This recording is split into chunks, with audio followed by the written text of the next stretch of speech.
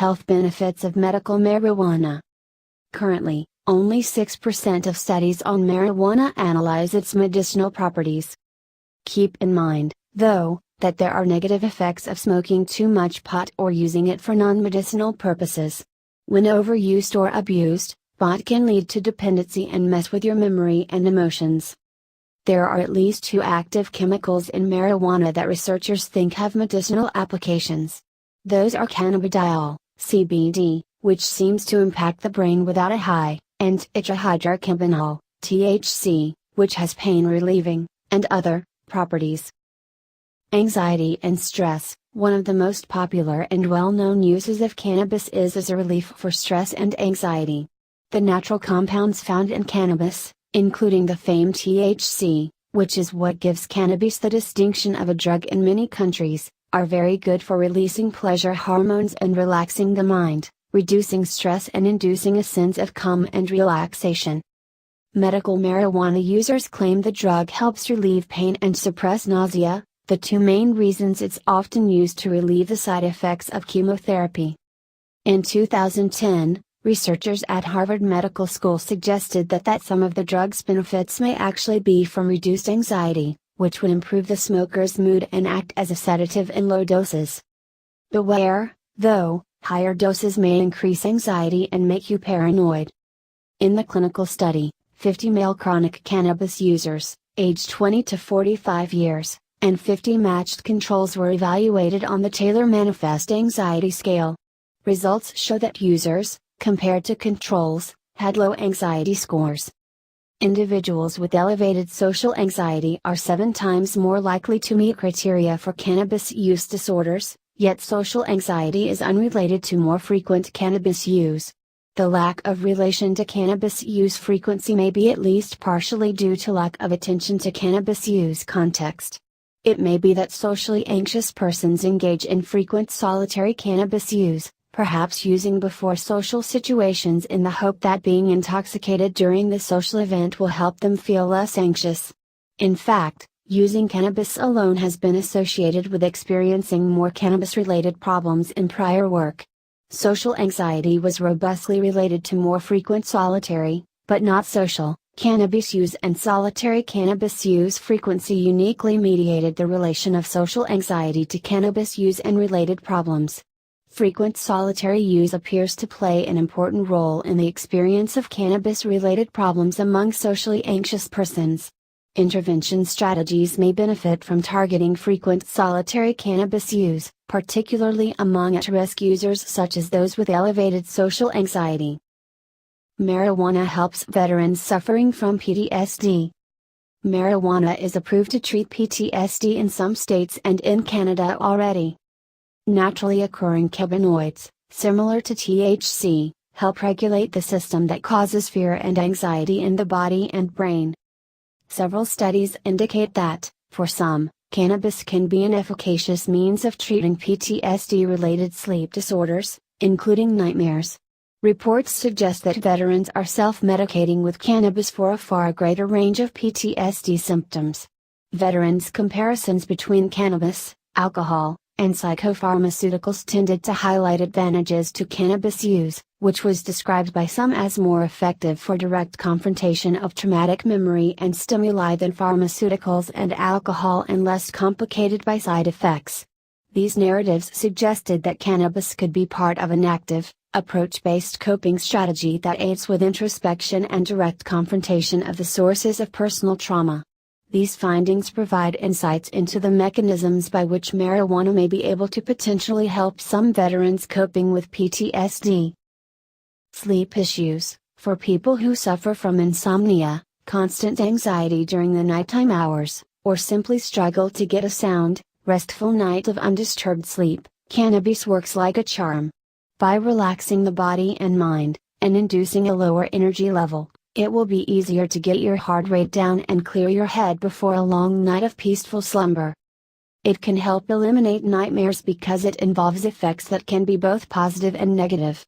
Marijuana disturbs sleep cycles by interrupting the later stages of REM sleep.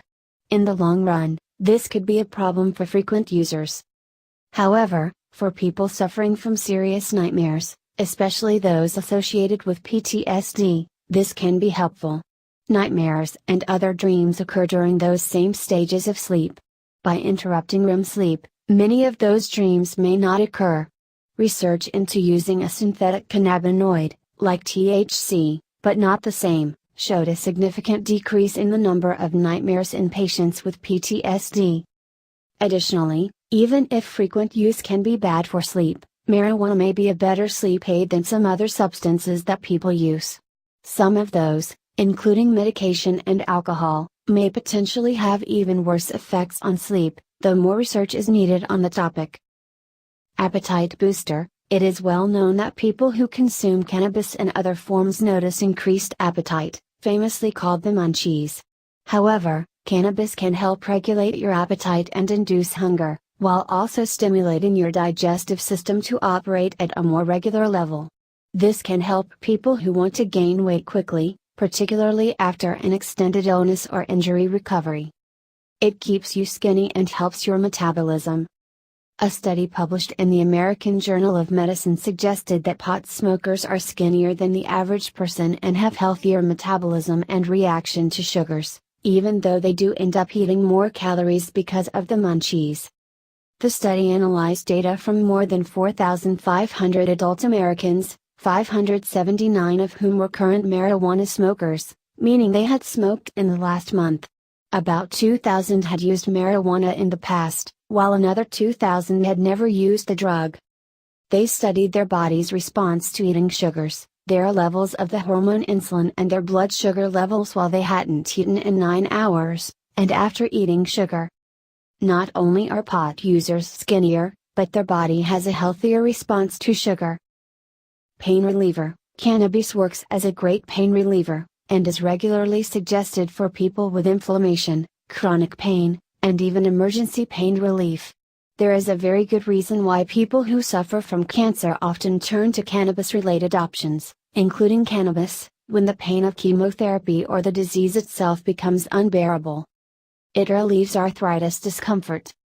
Marijuana alleviates pain, reduces inflammation, and promotes sleep, which may help relieve pain and discomfort for people with rheumatoid arthritis, researchers announced in 2011. Researchers from rheumatology units at several hospitals gave their patients Sativex, a cannabinoid-based pain-relieving medicine.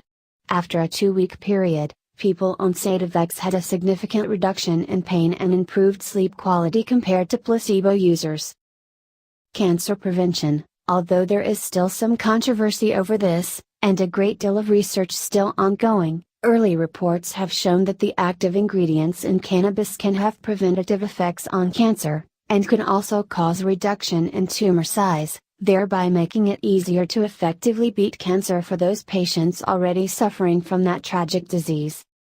A chemical found in marijuana stops cancer from spreading. CBD may help prevent cancer from spreading. Researchers at California Pacific Medical Center in San Francisco reported in 2007. Cannabidiol stops cancer by turning off a gene called ID1. The study, published in the journal Molecular Cancer Therapeutics, found cancer cells make more copies of this gene than non-cancerous cells, and it helps them spread through the body. The researchers studied breast cancer cells in the lab that had high expression levels of ID1 and treated them with cannabidiol. After treatment, the cells had decreased ID1 expression and were less aggressive spreaders. In weed, Gupta also mentioned a few studies in the US, Spain, and Israel that suggest the compounds in cannabis could even kill cancer cells. Heart and skin health. The volatile oils in cannabis can also help to improve heart health by balancing out the negative oils in your system. It can stimulate antioxidant processes as well, scraping off excess cholesterol and maximizing the health of your cardiovascular system. The powerful components of cannabis are also used to protect the skin, and can be consumed both internally and applied externally to achieve this important side effect. It can stimulate the shedding of dead skin and faster regrowth of health, glowing skin. It also is known to prevent wrinkles and signs of aging, while also protecting against eczema and psoriasis. Glaucoma. In terms of eye health, Cannabis and cannabis have been linked to a reduction in glaucoma and a prevention of macular degeneration. Eye health is one of the major reasons why people turn to cannabis as they age. Marijuana use can be used to treat and prevent the eye disease glaucoma, which increases pressure in the eyeball, damaging the optic nerve and causing loss of vision. Marijuana decreases the pressure inside the eye, according to the National Eye Institute. Studies in the early 1970s shows that marijuana, when smoked, lowered intraocular pressure, IOP, in people with normal pressure and those with glaucoma. These effects of the drug may slow the progression of the disease, preventing blindness. Headaches and migraines. Topically applying some cannabis essential oil at the temples or the spot of intensity for a migraine or headache can be an effective way to get relief. Many people turn to prescriptions for cannabis and cannabis oil due to its potent defense against crippling headaches and pain. It may help reverse the carcinogenic effects of tobacco and improve lung health. According to a study published in Journal of the American Medical Association in January 2012, marijuana does not impair lung function and can even increase lung capacity. Researchers looking for risk factors of heart disease tested the lung function of 5,115 young adults over the course of 20 years. Tobacco smokers lost lung function over time, but pot users actually showed an increase in lung capacity. It's possible that the increased lung capacity may be due to taking deep breaths while inhaling the drug and not from a therapeutic chemical in the drug. It can help control epileptic seizures. Marijuana use can prevent epileptic seizures, a 2003 study showed. Robert J. DiLorenzo, of Virginia Commonwealth University, gave marijuana extract and synthetic marijuana to epileptic rats. The drugs rid the rats of the seizures for about 10 hours. Cannabinoids like the active ingredients in marijuana, tetrahydrocannabinol, also known as THC, control seizures by binding to the brain cells responsible for controlling excitability and regulating relaxation. The findings were published in the Journal of Pharmacology and Experimental Therapeutics. It also decreases the symptoms of a severe seizure disorder known as Dravet's syndrome. During the research for his documentary Weed, Gupta interviewed the Figi family, who treats their 5-year-old daughter using a medical marijuana strain high in cannabidiol and low in THC. Their daughter, Charlotte, has Dravet syndrome, which causes seizures and severe developmental delays. According to the film, the drug has decreased her seizures from 300 a week to just 1 every 7 days. 40 other children in the state are using the same strain of marijuana to treat their seizures, and it seems to be working. The doctors who recommended this treatment say that the cannabidiol in the plant interacts with the brain cells to quiet the excessive activity in the brain that causes these seizures. As Gupta notes, a Florida hospital that specializes in the disorder, the American Academy of Pediatrics, and the Drug Enforcement Agency don't endorse marijuana as a treatment for Dravet or other seizure disorders. Parkinson's and Alzheimer's disease. Pot soothes tremors for people with Parkinson's disease. Recent research from Israel shows that smoking marijuana significantly reduces pain and tremors and improves sleep for Parkinson's disease patients. Particularly impressive was the improved fine motor skills among patients. Medical marijuana is legal in Israel for multiple conditions, and a lot of research into the medical uses of cannabis is done there, supported by the Israeli government. THC slows the progression of Alzheimer's disease. Marijuana may be able to slow the progression of Alzheimer's disease, a study led by Kim Janda of the Scripps Research Institute suggests. The 2006 study, published in the journal Molecular Pharmaceutics, found that THC, the active chemical in marijuana, slows the formation of amyloid plaques by blocking the enzyme in the brain that makes them. These plaques are what kill brain cells and cause Alzheimer's. The drug eases the pain of multiple sclerosis. Marijuana may ease painful symptoms of multiple sclerosis, a study published in the Canadian Medical Association Journal in May suggests. Jody Corey Bloom studied 30 multiple sclerosis patients with painful contractions in their muscles. These patients didn't respond to other treatments, but after smoking marijuana for a few days they were in less pain. The THC in the pot binds to receptors in the nerves and muscles to relieve pain. Other studies suggest that the chemical also helps control the muscle spasms. Other types of muscle spasms could be helped too. Other types of muscle spasms respond to marijuana as well.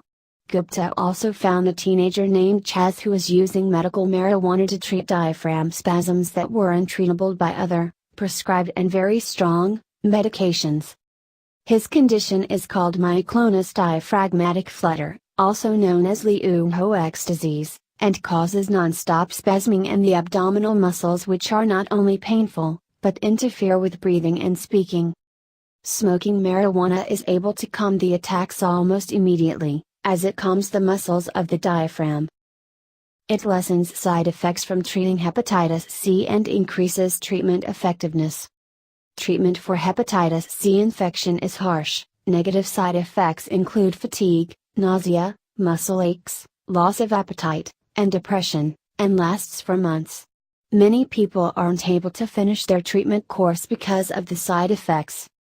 But, pot to the rescue. A 2006 study in the European Journal of Gastroenterology and Hepatology found that 86% of patients using marijuana successfully completed their Hep C therapy, while only 29% of non-smokers completed their treatment, possibly because the marijuana helps lessens the treatment's side effects. Marijuana also seems to improve the treatment's effectiveness. 54% of Hep C patients smoking marijuana got their viral levels low and kept them low, in comparison to only 8% of non-smokers. Marijuana treats inflammatory bowel diseases. Patients with inflammatory bowel diseases like Crohn's disease and ulcerative colitis could benefit from marijuana use, studies suggest. University of Nottingham researchers found in 2010 that chemicals in marijuana, including THC and cannabidiol, interact with cells in the body that play an important role in gut function and immune responses. The study was published in the Journal of Pharmacology and Experimental Therapeutics. THC-like compounds made by the body increase the permeability of the intestines, allowing bacteria in.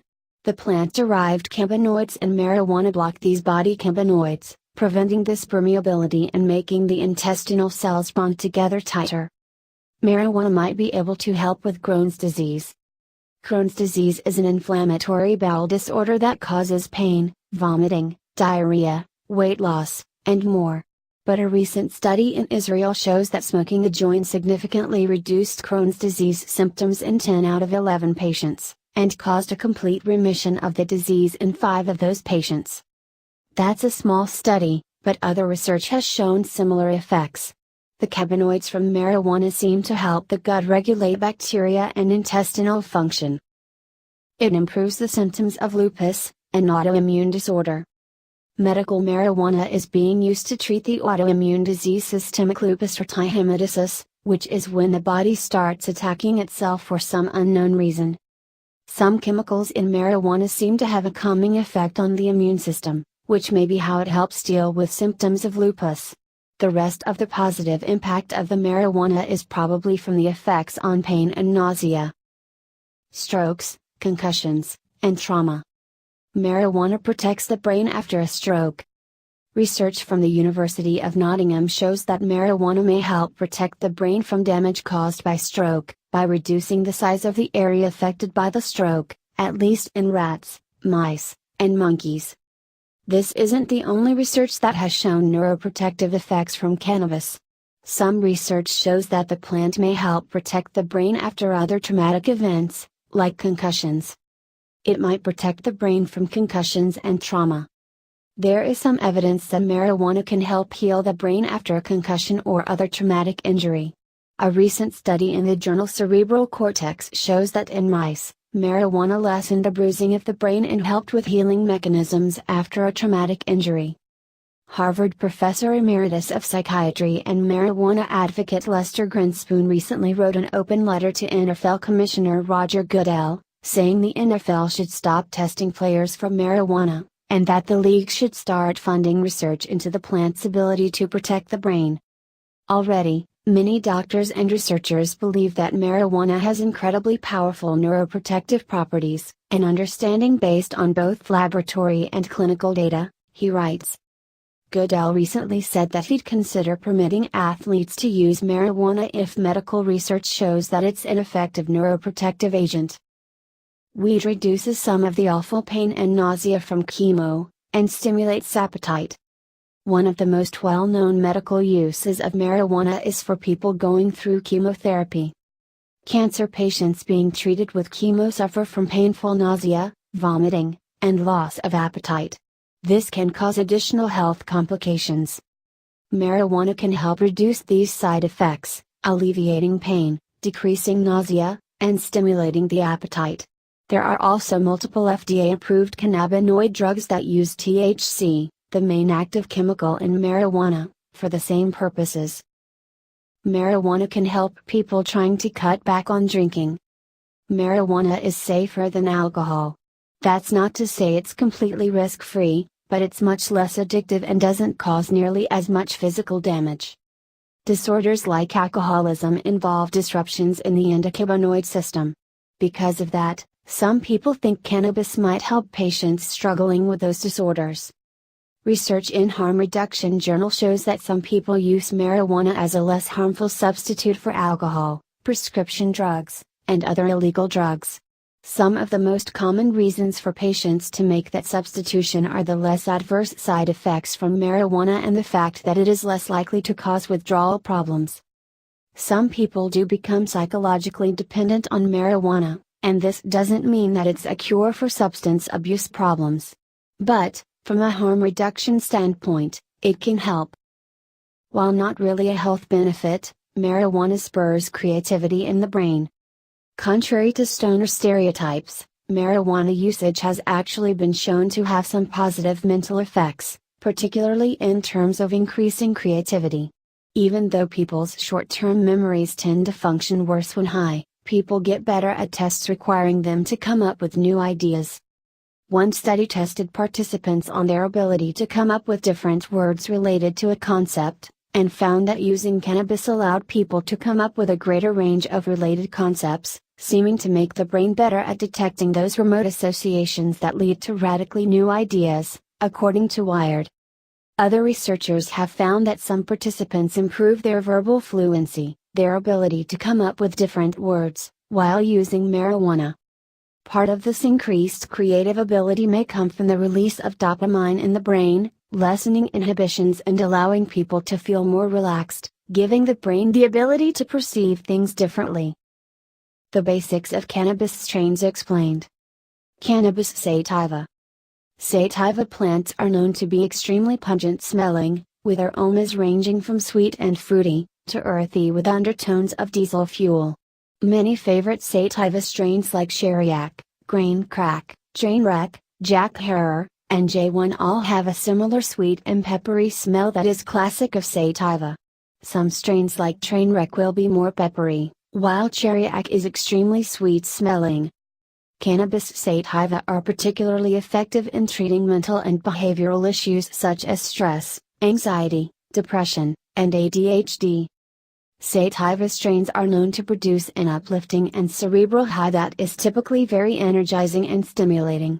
Sativa are known to make you engage in in-depth conversations about the meaning of life. These strains typically cause you to analyze the human experience and think creatively, which makes cannabis sativa very popular among philosophers, artists and musicians.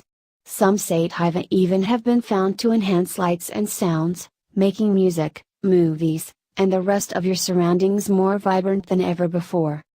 Patients looking for the perfect morning medication or daytime relief could benefit from accompanying their breakfast or lunch with a vaporizer packed with strawberry diesel or Sheriak. Both of these strains are known to give you a long-lasting, clear head, sometimes cerebral, that will leave you uplifted and energetic. Cannabis indica. The flavors and smells of cannabis indica include pine, pungent skunk, earth, hash, or a sweet and sugary fruit flavor. Most people use cannabis indica after a long day at work to relieve stress, provide full body pain relief, and help them fall asleep at night. The effects produced by indica strains are very relaxing and narcotic-like, typically providing a full body, or couch-locked effect. Indica are perfect for those days spent curled up on the couch watching TV, or surfing the web. However, most people seek cannabis indica after a long day at work to relieve stress, provide full body pain relief, and help them fall asleep at night. Indica strains are ideal for chronic pain, muscle spasms, anxiety, nausea, appetite stimulation, and sleep deprivation. Individuals who suffer from diseases like multiple sclerosis, fibromyalgia, lupus, sleep apnea and insomnia tend to benefit from the effects of cannabis indica.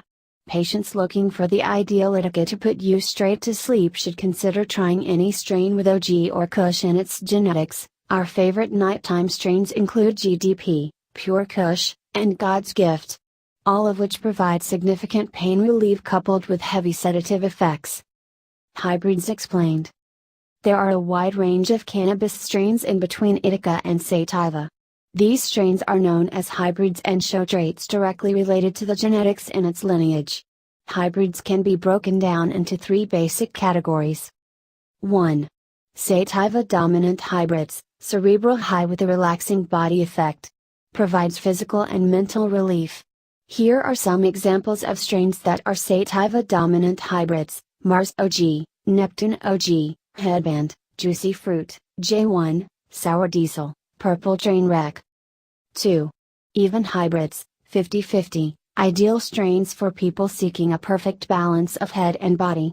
Here are some examples of strains that are 50-50 hybrids: Cheese, White Widow, Blue Dream, Blue Widow, XJ13, Purple Diesel, Super Silver Haze. 3. Indica dominant hybrids, these strains provide a full body pain relief, with a relaxing head high. Recommended for nighttime use to go to sleep, or daytime relief from minor pain. These strains are perfect for patients who suffer from all types of autoimmune diseases as well as insomnia or depression.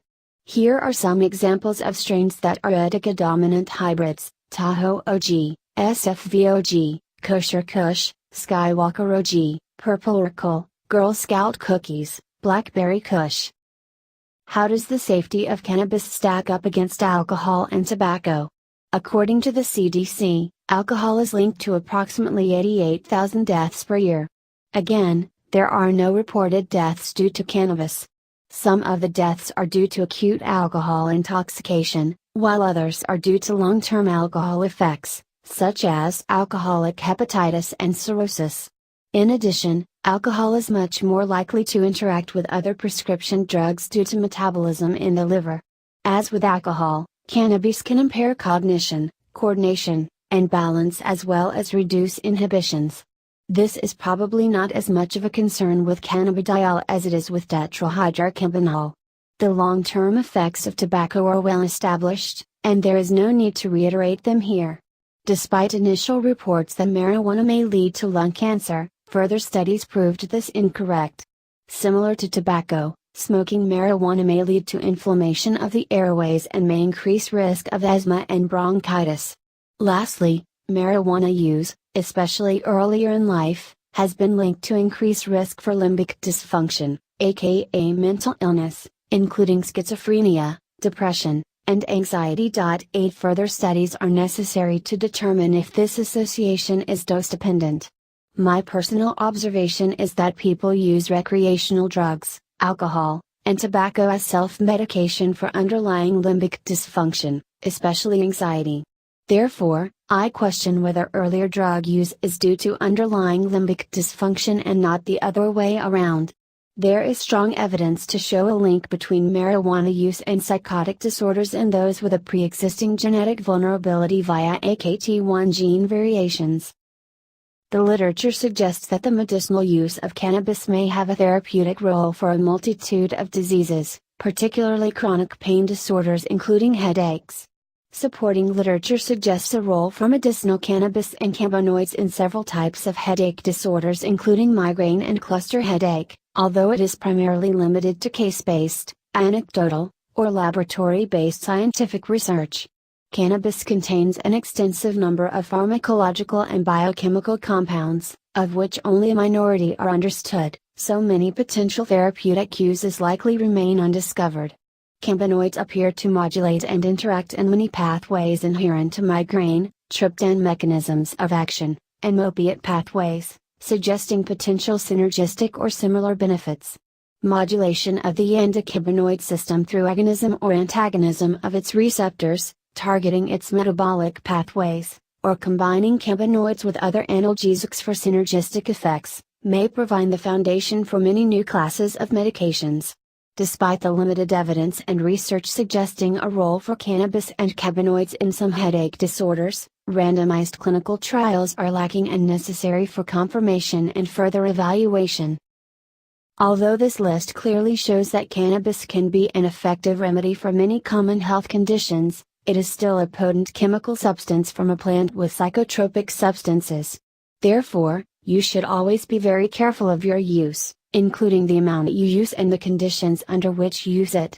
Speak to a professional about cannabis and present medications before adding any new elements into your health regimen. Also, use of cannabis is restricted, banned by many countries, so consult a local health specialist before use.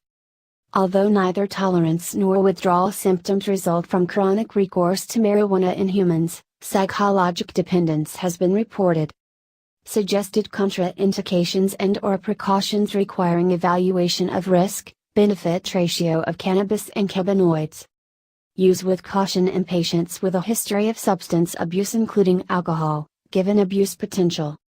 Use with caution in patients using sedative hypnotics, alcohol, or other psychoactive drugs due to potential synergistic sedative effects. Avoid use under the age of 18 due to potential for increased adverse effects on mental health during development and adolescence. Avoid use while driving, operating heavy machinery, or performing other hazardous tasks or activities. Avoid use with history of cannabinoid or smoke hypersensitivity. Avoid use in patients with severe cardiopulmonary disease due to risk for potential hypotension, hypertension, tachycardia, or syncope. Avoid use of smoked cannabis in patients with pulmonary diseases including asthma and chronic obstructive pulmonary disease. Avoid use in women who are pregnant or breastfeeding. Use with caution in women of childbearing age who are planning pregnancy or not using a reliable contraceptive. Avoid use in patients with psychiatric disease, particularly schizophrenia, or a family history of schizophrenia. Careful psychiatric monitoring is recommended for patients with mania or depression. Additional references.